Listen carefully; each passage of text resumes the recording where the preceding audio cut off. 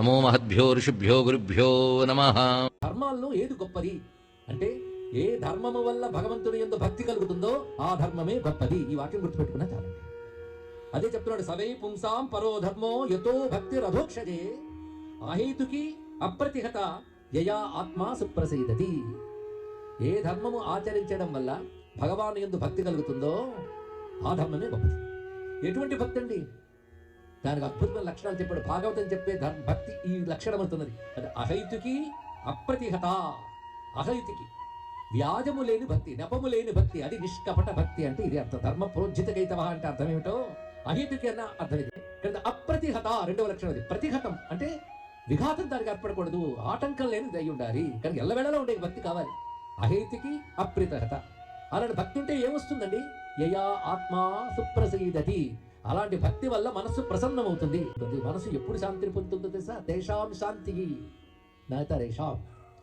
వారికి శాంతి అన్నాడు. ఎవడు పరమాత్మని పొంది తాదాత్మ్యం చెందుతాడు వాడికి తప్ప ఇంకెవడికి శాంతి లేదు లేదు లేదు. ఇది కాకుండా మనం ఏమనుకుంటాం, లోకంలో తిరుగుతూ శాంతి లేదండి శాంతి లేదంటాం. శాంతి లేకపోవడం లోకం యొక్క లక్షణం, దానితో ముడిపెట్టుకున్న మనసు యొక్క లక్షణం. ఇది గమనించుకోవాల్సిన ప్రధానమైన అంశం. ఇక్కడ శాంతి ఉండదు. భగవాన్ని తేల్చి చెప్పాడు. మరి భగవద్గీత సరిగ్గా చదివేమలేదు కానీ అనిత్యం అసుఖం లోకం. లోకం యొక్క లక్షణం అనిత్యం అసుఖం. ఎప్పుడు ఇది ఉంటుంది, ఎప్పుడు దుఃఖాలేనండి. అదే జీవితం యొక్క లక్షణం, లోకం యొక్క లక్షణం. దుఃఖరహిత స్థితి ఎవరికి వస్తున్నది? ఏది ఆనందమో ఆ బ్రహ్మముతో తాదాత్మ్యం చెందిన వాడికి మాత్రమే లభిస్తుంది. అది లభించాలంటే నీకు ఉండవలసిన లక్షణం ఏమిటి? అహేతికి అప్రతిహత అయిన భక్తి కావాలి.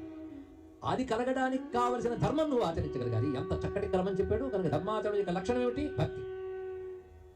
ధర్మం యొక్క లక్ష్యం భక్తి, భక్తి యొక్క లక్షణం మనశ్శాంతి. అప్పుడే శాంతి. అప్పుడు మనసు అనేది ఉండదు, పరమాత్మతో ఐక్యం అవుతుంది. శాంతి భగవానుడే కదా. మనస్సు ఉన్నంతకాలం శాంతి ఉంటుంది. తెలుసుకోండి. మరి మనస్సు ఎలా ఉంటుందో చెప్పండి. ముఖం ఎలా ఉంటుందో చెప్పచ్చు. మీరు ఫోటో తీయచ్చు, వాట్సాప్లో పంపచ్చు. మనస్సు ఎలా ఉంటుందో చెప్పండి. ఇలా ఉంటుందని చెప్పలేదు, దాని పేరు మనస్సు. దాని లక్షణమే ఎప్పుడు అల్లకల్లోలం, అశాంతి. దానికి శాంతి లభించాలి. ఉండవలసిందేంటి? అహేతికి భక్తి. అలాంటి భక్తి దేని వల్ల కలుగుతుందో ఆ ధర్మాన్ని ఆచరించాలి. ఆ ధర్మం ఏమిటి? భగవత్ కథా శ్రవణమే ఆ ధర్మము. అది చేస్తే ఆ భగవద్ అనుభూతి నీకు కలుగుతుంది. అదే సజ్జో హృద్యవరుధ్యచిత్ర.